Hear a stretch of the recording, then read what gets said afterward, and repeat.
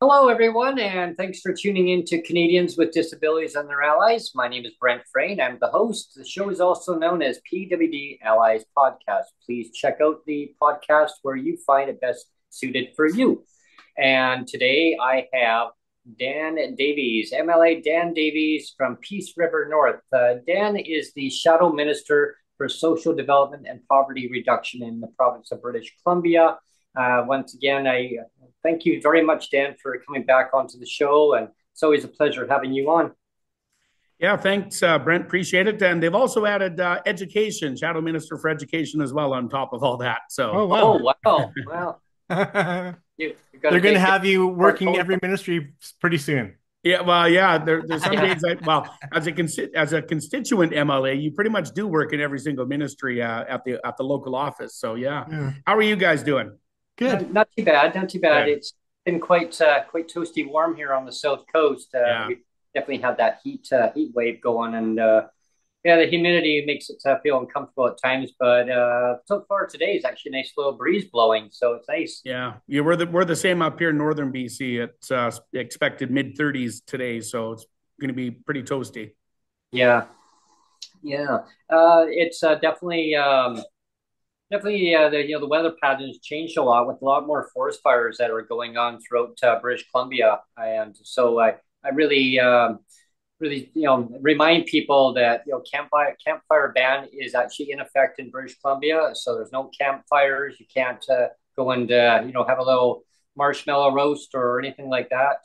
That's banned. Hmm. So yeah, everything's tinder dry in BC. It's really bad actually. Well, you were here. It was about a year ago. It was May of 2023, and the fire season was bad at that point too. I remember. Yeah. So Yeah, well, we've yeah. we've just come out of course, just recently, Fort Nelson, the town of Fort Nelson being evacuated into Fort St. John. That's a small town, 3,500 people. But I was talking to some folks up there again, and it sounds like in the last couple of days, a few of those fires have sparked up. So, yeah, it's we definitely need some rain, and like you said, Brent, be vigilant. Don't throw cigarette butts out. Don't have campfires. Even hot exhaust pipes is Oh enough to yeah, start a fire. Yeah. yeah, Dan. I was watching the local news this morning. And it's so devastating to hear about the hospital closures in the emergency Mm-hmm. up in Fort St. John, up in your area. I Yep. mean, so for days in a row, I don't Yep. understand. We just finished the fifth overnight closure of our emergency. It's insane considering our hospital in Fort St. John is the regional hospital, so it kind of looks after a big chunk of the Northeast. I Mhm. guess you're not allowed to get sick. I guess Well, that's that's what I say. Everyone be careful, don't get sick, Yeah. or make sure you're somewhere where there's a hospital that's open if you yeah. are going to get sick. Yeah, and you're having to commute to like other communities, and Yeah, whether you don't have accessible transit or you don't have a vehicle, there's going to be yeah, serious consequences for people's well-being for yeah. sure. No, it Um, is. with the provincial budget, kind of going back in a little bit of the time machine, Yeah. back to the BC budget in British Columbia. As we know, of persons with disabilities, there was no mention at all, $0 in the BC budget this year. With the cost of living skyrocketing, people are having to cut services.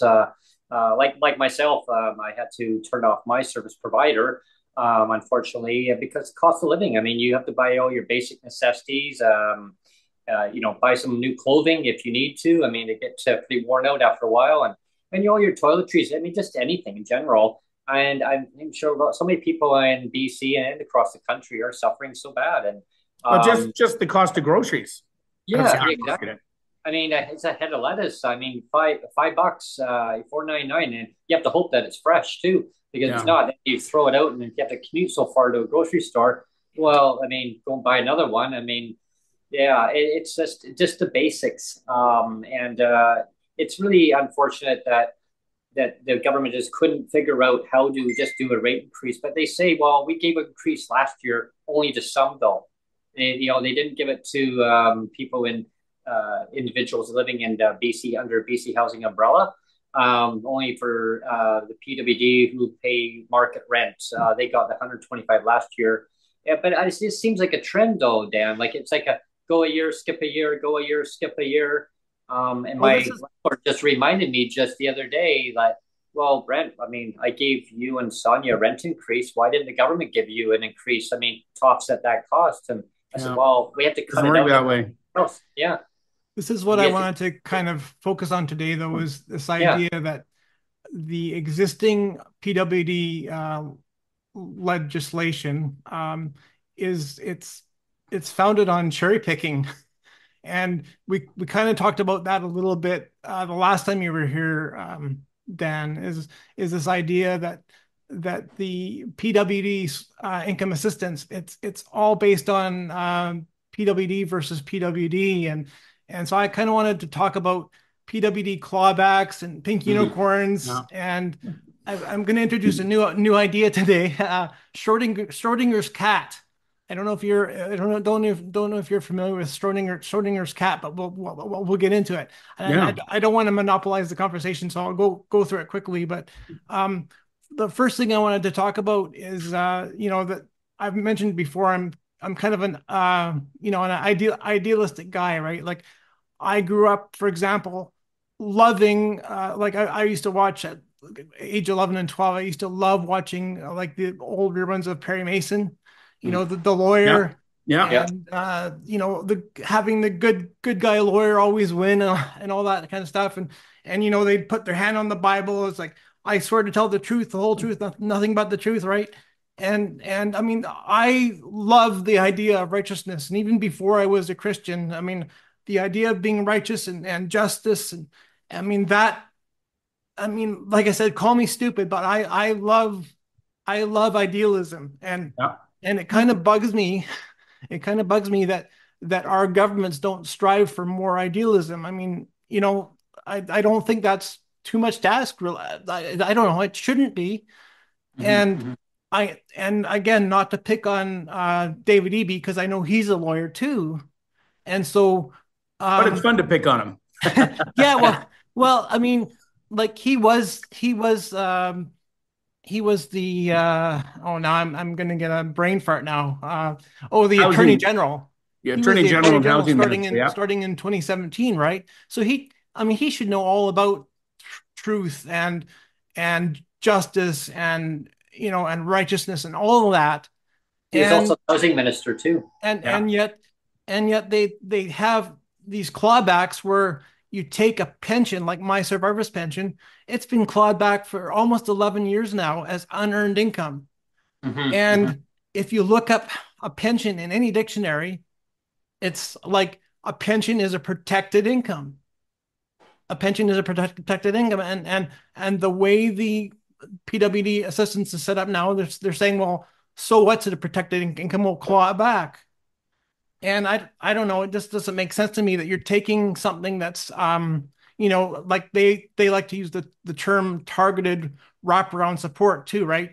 Like our income assistance programs are providing targeted wraparound supports. Well, you're just invalidating a perfectly good wraparound support, which is my pension, and saying it doesn't matter, and and so I've tried three different human rights tribunals, and every time I try these tribunals, or I've even, when David Eby was the Attorney General, I would actually write him direct emails. Like I would actually make him the primary person that I'd be writing to, and I'd say, like, please, can you please acknowledge the truth of a pension? And like it would be just crickets, and I probably sent him, I don't know, and ever since he was the Attorney General, it was like I sent him maybe 24 emails or something, and it was crickets all the time. And it's like, you're not going to acknowledge the truth. And the same thing with the human rights tribunals too. It's like, well, we'll just, it's fine that they're clawing back a pension as under Nickham, and it's like, well, you're not acknowledging the truth. You're just throwing out the truth and saying the truth doesn't matter about a pension, and it's fine. And so that's the first thing I wanted to mention. And then, well, I'll get to the Schrodinger's cat in a second, but I just want to get your initial reaction to that. Yeah, and absolutely, I can't disagree with you because you speak the truth, and I think when it's a sign of disempowering the poorest people. Yeah. It's instead of empowering and lifting people up to in all aspects, our system right now, and you talk about the clawbacks and right now, lots of talk about the federal program that's coming. Is there going to be a clawback on the provincial piece? When we start playing these tug of wars between different programs, it really is, a structural discrimination, and social exclusion about it that keeps people trapped in poverty. Mm-hmm. And we need to be moving away into something where how do we work together to empower people that are in poverty and lift them up and give them those opportunities to contribute. And there is an economic value to doing that. Yeah. It is. I really think we need to look at different models around the world and how we can do that. Now, the bigger piece, of the picture, and I believe truly how we can combat this, and I think this is why presently the NDP hasn't been able to do it, is they don't have the money. Yeah.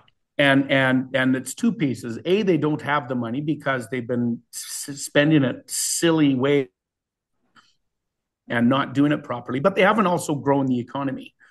And if you combine those two things, mm-hmm. in governments around the world and across time, the first things that usually get cut are the social services. And until we can, in the province of British Columbia, turn that around, the NDP is going to be facing more significant challenges on how are they going to be able to do these things. And again, that's, you emailed the then minister, now premier, and that's why you were hearing crickets, because you didn't have the answer. Yeah. We have seen the economy in British Columbia shrink. In fact, it's the slowest economy right now in Canada. Well, wow. We cannot support any of our social services properly if we don't have an economy that's functioning. And I think that is, one of the, I'll use the word a travesty that, British Columbia, we are so blessed with the opportunities here in this province to invest in our resource sectors, to invest in tourism, to invest in, technology, people, those opportunities are here in the province, but we're not doing that. And the government presently is not doing that. So until we build this strong economy, it's very hard for the government to lift people and lift communities out of poverty. So that is what we really need to be looking at, how to do that, and then develop a plan, to empower, whether it's persons with disabilities, or people that are just within the social development programs. There was another part that I wanted to throw in there really quickly. I just wanted your observation on basically your comment on it, Dan. Just recently, and Neil knows about this because I've talked about it on a previous podcast. So I had a conversation with BC Housing. I phoned them up, and I mentioned to them that because a lot of PWD are paying high market rent, they want to get into BC Housing so that they can pay cheaper accommodation, right? Rent geared to income, or RGI, however you want to word it as. And so the stipulation, the guidelines, and they said the policy is that any PWD who needs to be into housing under their umbrella, which is extended into co-op housing and non-for-profit, for-profit. They said there's a whole broad range across their network. However, if they're just friends or roommates, they do not qualify. You have to be a couple or in a relationship or a single mother, single father, with children. But yeah, they said, or seniors, like that's fine. They said, but if you're PWD and you're just friends, or you have a roommate, they said it does not follow under their guideline, under their policy. And I said, that's not fair. They're like, unfortunately, that's how it's written right now. They said, obviously, there's an issue that needs to be addressed. I said, so you're saying there's no guarantee? And the gentleman said to me, why do you keep using, Brent, the word guarantee? There's 0% chance that any PWD who are not under that guideline will not get in. So I find that the total discrimination. Even my landlord is a corporate manager, and she even said too that, yeah, like every PWD should have equal opportunity of having enough money to pay rent. And because that money would then go back into the economy, your local economy, and support small businesses and help them grow. And I said, well, that's what it's all about. And I said, how do we change this? We'll keep advocating, keep networking with them and let them know like the system is broken and it needs to be changed. I mean, even the previous minister before Miss Malcolmson, Nick Simons, and Shane Simpson even agreed that there's something in the policy there that needs to be changed. And so I'm not sure how that would be done. Well, your point of advocating, obviously that's, something that, you've done a great job. Both of you have done a great job. And, many others, I know there's the Day of Action, we've seen at the legislature a few times, those do help. They help kind of move that needle a little bit. Yeah. But, it goes back again, though, to, and I think you and I spoke about this, even within PWD payments, they penalize, couples, and there's, if two people want to get married, they're penalized for that, on payments and stuff. And it's like, my goodness, it's almost like, there's purposefully putting a thumb on you to keep you down. And we need to be, and it's, no different than what you were just saying. It seems to be, there's these little discriminatory pieces that are written into legislation that are not allowing people to step up and try and improve their life and try and lift themselves into something equitable that that we strive for. And we see it in many other ministries too, but certainly within the social development and poverty reduction ministry, the people ministries, right? Children and families, even, we see a lot of similar things where you've got this tug and pull. Well, we gave you money over here, so we need to take away money from over here. And, and it's like, well, it's like a clawback from one area. It is absolutely. And, and speaking of clawback, I mean, we looked at the COVID supplement of $300 and right. Which was, I think really important for folks on PWD. And to even have, and I know they did give some back, but to have the audacity to take that back and say, okay, you're good now. COVID's done. You guys have money. And it's like, what? And there was a good example of advocacy, because you did have the entire province kind of rallying around this. And I know that, us in the official opposition and even others in the Green Party, we were, really standing up to support this because it was wrong. You can't give something and all of a sudden, take it away, because we it's not like things are getting cheaper. No. Well, I remember when the NewsHour had interviewed Sonia and myself, just as an example, and other advocates, right on live TV, and we were living in Langley at the time, and the NewsHour said, what would happen if they took the supplement away? What would happen if they took the $300 away from you right now? What would happen? How would that change your life? Sonia actually said first, well, we would have to move. And I asked me what would happen. I said, well, we would have to sacrifice a lot of things, cut back on nutritional food, other supplements. Just your quality of life would be, well, basically diminished. Yeah. So, and sure, here we are. We're now in Victoria, beautiful British Columbia, which is great. I mean, it's nice, but it still doesn't feel like home. And we shouldn't have had to move, because I remember the government always saying people should always be able to be in the community and live in the community that they want to be in. And here we are. Mm-hmm. So again, the government had the opportunity of listening, but they didn't listen. They actually did the 360 and did the opposite. Yeah. Well, I wanted to circle back. I said I was going to bring up the Schrodinger's cat thing, but I just wanted to, again, I've tried three different human rights tribunals in about 11 years, and with the clawbacks that I'm having with my pension, and the response I always get is like, well, it's not discriminatory, it's only unfair.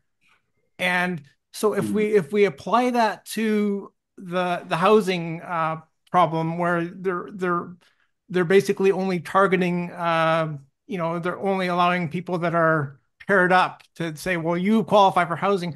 We know what the percentages actually are, that it's around maybe 12% of all PWD qualify for subsidized housing or rents, right? So, and I've mentioned before too, that if you had McDonald's, and they were only servicing 12% of the customer base, I mean, that's a spectacular failure, right? You can't say we're giving 12% housing, so job done, right? You can't say that, and so and another example I could give is like, when the Human Rights Tribunal says, well, it's not discriminatory, it's only unfair. Well, if you take my pension as an example, like say for example, I could be government for the day, just pretend that I could be government for the day, and I was going to say that I was going to claw back all pensions for for all the MLAs. I'll just be a jerk and I'll claw back all of the pensions for all the MLAs, and I'll apply the same 12% rule. So, and I'll say that only the MLAs with that have a first or last name beginning with A, B, or C get pensions. All the rest don't get pensions, right? And so, like, I think you would be a little bit pissed off, Dan. Yeah. Especially I just missed it by one letter. You just missed it by that much. It's just by one letter, right? And I'm sure you wouldn't just say, well, it's not discriminatory. It's only unfair, because I'm deliberately targeting only the A to B to C, and I'm saying I'm throwing out all the rest. That's what they do, and so you can't say it's not discriminatory, because you're deliberately targeting. Like, all these things are deliberately targeting very specific. And so like the last complaint that I did to the tribunal is I made a point that all this stuff is very targeted. It's like all these micro discriminations that as you said, you use the word micro discriminations, and that's what it is. And to just finish my point about the Schrodinger's cat, if you expand that, basically what that is it there was this physicist, I think it was in 1935, Erwin Schrödinger. He did a thought experiment. He said, well, if you put a cat in a box, and you put a vial of poison, in the box, and you seal up the box. Okay, so you have a cat that's alive, put him in the box with a vial of poison, and you say seal up the box. So as long as the box stays sealed, you don't know if the cat is alive or dead, right? Right.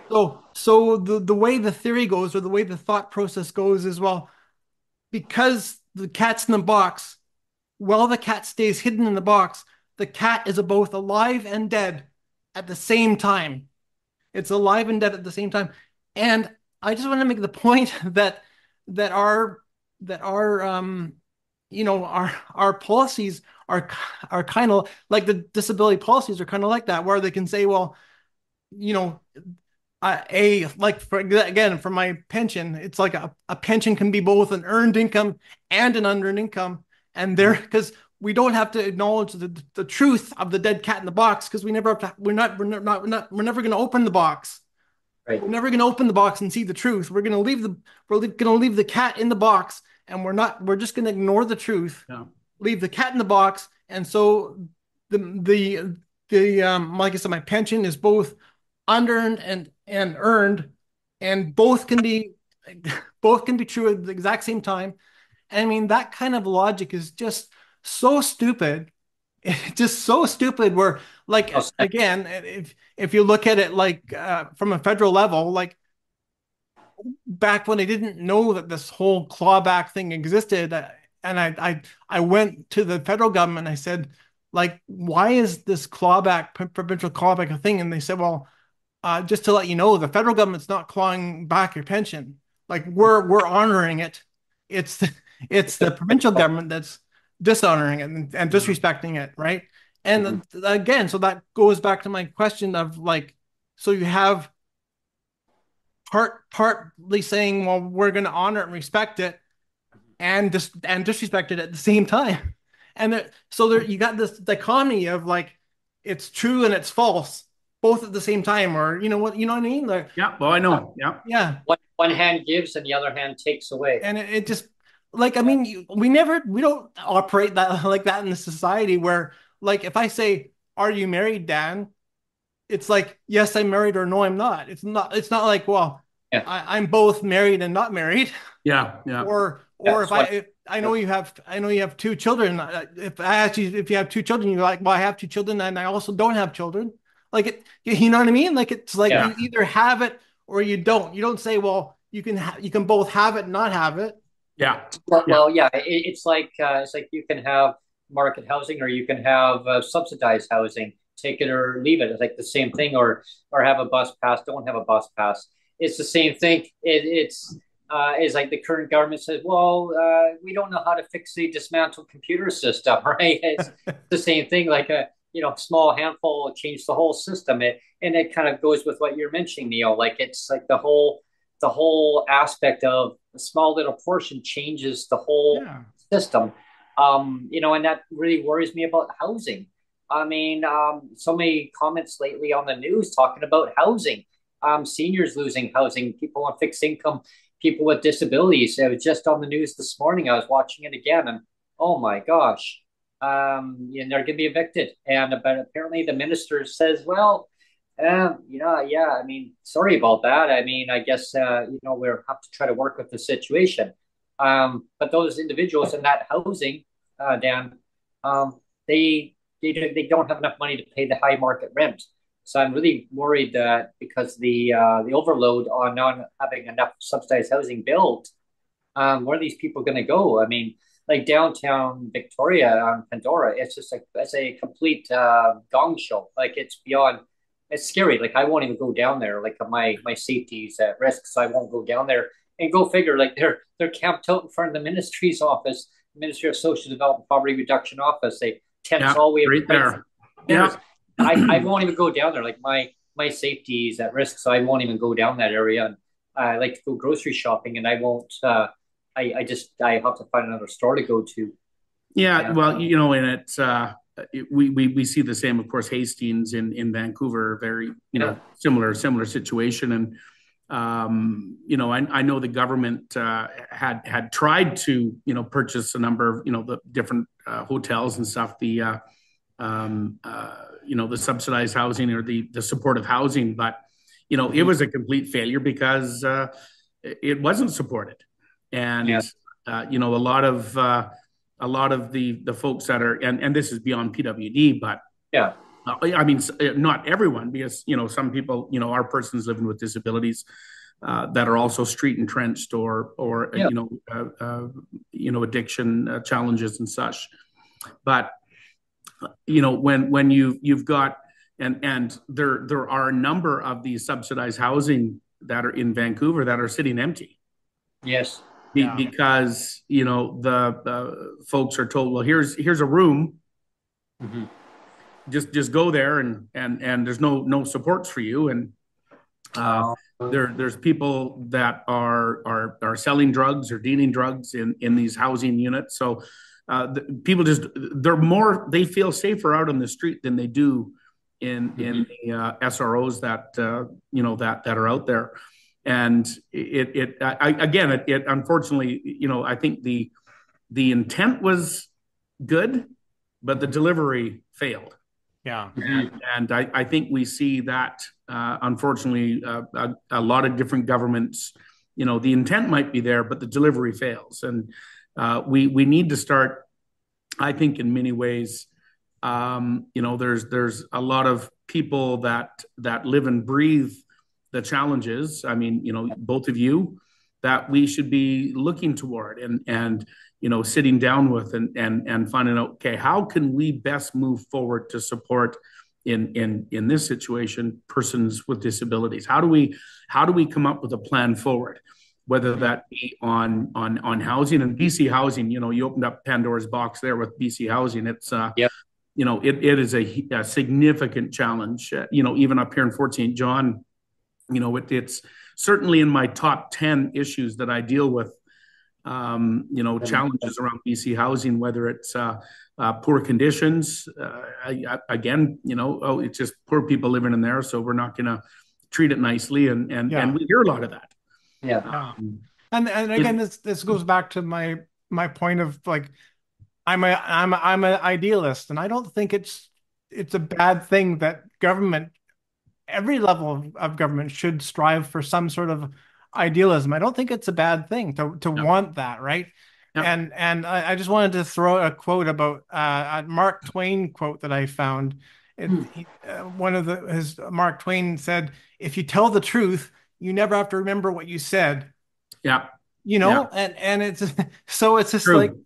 and it's just like, and it seems to me like there's so many policies where they're bending over backwards to pervert and basically lie and say, what, your survivor's pension is not a protected money. It's not a protected money. It should be, but it's not, because we're going to lie about it and pink unicorn it and have this dead cat in the box, this Schrodinger's cat in the box, and we won't want to open the box because we don't want to reveal the truth of what the pension actually is.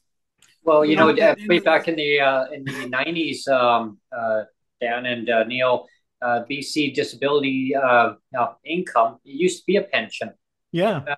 One time, and it just disappeared. They got changed from pension into income of last resort, and I would like to see it basically back as a pension, because it's like seniors. I mean, they have a pension too, and so I'd like to see that happen. And I mean, it's just like for like housing, just like a standard. Like it needs to be like a standard set across. And my fear is that because the rates are so suppressed, people are fearing that they have to be on their tippy toes. I was on the Mike Smith show on CKNW one morning, Dan, and they called in, talk about affordable housing, and I had the opportunity, and they got to know who I am. They're like, "Yeah, where are you calling from? How you doing?" I go, "Good." So you got 30 seconds, go. And I'm thinking, oh God, testing me out, because like, okay, he does podcasts, he knows how to do it. So I crammed it in, but I got all the key points in. I said, a whole PWD check is not enough to even rent market housing. I said, we would love to move from where we are, but we fear that if we move, we put ourselves into a bad situation. And so the host of the show said, look, you guys need to stay where you are right now. Okay. I don't know when things are going to change, but you need to stay where you are, because you put yourselves in a bad situation. Don't make your management mad. Don't tick them off. It's just because the housing situation is so bad out there. And I mean, if we were to move out of this place right now, I'll just give you an example under this housing provider here. Right now, 1750, and that's minimum. It can go up as high as 2150 in the same building. Wow. So management would be happy if we moved out of here and say I want to move into another unit. It'd be $2,150. Yeah, and then they rent yours out for that. Yeah, and they would just change the lock. Oh, it looks good. Maybe buffered up a bit. Yeah, and so that's how bad it is, and that's the cheaper of a lot of the housing. Even there, a lot of them are even like $2,800, $2,900. a whole two PWD checks wouldn't be enough to pay the rent alone. So that's crazy, and that's why I advocate so hard about making sure that PWD have equal access to like some kind of a like rent geared to income housing. But all those, it's just all those, like we mentioned earlier, it's all those little policies that are in place, that stipulations saying, well, you need to meet this criteria. If you don't, you can't have it. So I'd like to see that changed, even for, I kind of extended into this part of the housing. I mentioned to Miss Malcolmson at one time on the podcast to have it extended over to the market housing. So the majority of PWD who live in market housing. However, that one stipulation needs to be changed, because otherwise it's going to be based on the household income, and also it'd be based on to, like, say if it's just a roommate or a friend, it would still fall under the BC housing criteria. Then again, it actually harms the, unfortunately, harms the recipients, right? Yeah, I mean, because seniors have that happen too. I had that happen with my mom and my brother, where my mom actually had to kick one of us out. So I had to stay with her, because it's like my brother was able to take care of himself independently. And sadly, it was income. It was income, the threshold of household income could not exceed. Well, my brother was a professional painter and he did construction, so his income was way higher. So one of us had to leave, and my mom said one time to a worker who was actually in charge of seniors pensions and PWD, and had said, well, unfortunately, that's just how the system is designed. And she says, well, how come he can't have the same as I do, rent guaranteed income? Unfortunately, that's just how the system is. And that, so I always kept that in the back of my mind. That didn't make sense, right? So now here we are. We're now in a housing crisis, and I don't know. Like, I'd love to sit down and maybe one day we'll set up a meeting and just sit down and maybe kind of brainstorm ideas. And yeah, we're at the end of the podcast now, Brent. It's you're gone. Yeah. It went fast again, but it does. Yeah. It always goes fast, Dan. Yeah, well, and just I'll give you a couple of my final thoughts as well, and it you talked about sitting down with you, and Brent, I always have time for you and Neil and such, and even in my busy world, but yeah, this is an election year, right? We have an election here in British Columbia coming up here in October. And I do encourage people, we're just in the midst of developing, of course, platform and policy moving forward. These conversations certainly help me as I bring forward ideas and such. And I do encourage you, if you do have some ideas, put them down on paper, send them my way, please. Okay. And sooner than later, of course, yes. Like I say, we're 3 months away from that crazy time. But I really think at the end of the day, and whatever it looks like past October 21st, and if we are blessed with government, one of my priorities that I'll be pushing is, first and foremost, is let's sit down with the people that this impacts. Let's have these conversations. Let's plot a course forward that is dignified, is idealistic, and I do believe in ideals, and I think us as the society that we're in, we need to strive for that, and that's kind of where I am. Absolutely, I totally echo that. Dan, it's coming with a standard, like a basic, like a standard that needs to be met, and how to get to that standard, like a goal of steps of how to achieve that goal, of rather than like, I mean, this is nothing against any particular government at all. It's like working together, coming with concrete plans, not like saying, well, it'd be great if we did this and that, but actually concrete plans of actually fixing the systems that are broken, and how do we work with it to actually bring it up to like a standard where we can actually work with that and then build on that standard. It's like getting the rates up to a livable income. Is it policies that are stopping it from happening? It's kind of working from there. It's always a great pleasure, Dan, having you on. I enjoy having our future discussions going forward. and definitely I appreciate all your advocacy, as well as you taking the time of coming on to the I show here appreciate it. too.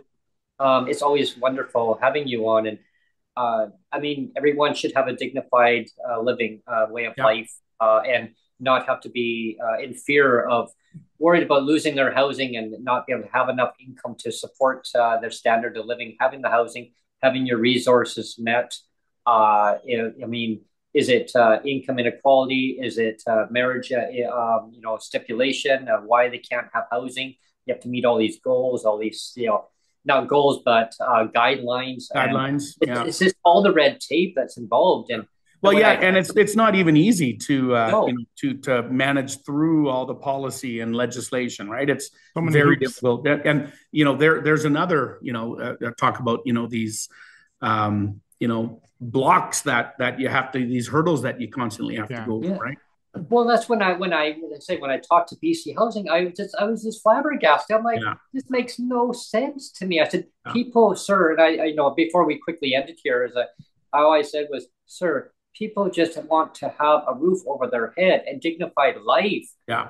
Right, but they have to meet the guidelines. I go, okay, we need to cut the red tape. We need to cut this red tape because it's hurting people. And so, I look forward to having our future discussions. We will definitely. It's going to be interesting on how the election goes on October 19th of this year. I do think the NDP is going to take a serious hit, though. I really do. Yeah, I think they will too. But of course, I do got to run here. Yeah. It will be a very interesting election to watch, just because, of course, you have the John Rustad's party. They're kind of doing his thing, which but they're a little far right, I think, for most British Columbians. And I think when we see policy announcements come out, people will start seeing that, and that's why I encourage people look at the policies. Well, I worry about the cutbacks, right? Because he hasn't said anything about that, and I worry about cutbacks for PWD. Yeah. Well, and I look at results do matter. Yes. And I think we need to be looking at results. Yeah. Well, thank you very much, Dan, for coming on. And my pleasure. You'll go on very soon. We'll touch base. Thank you. Thanks, Dan. Thanks, guys. Appreciate your advocacy as well. Thanks. Yeah. Thanks, Dan.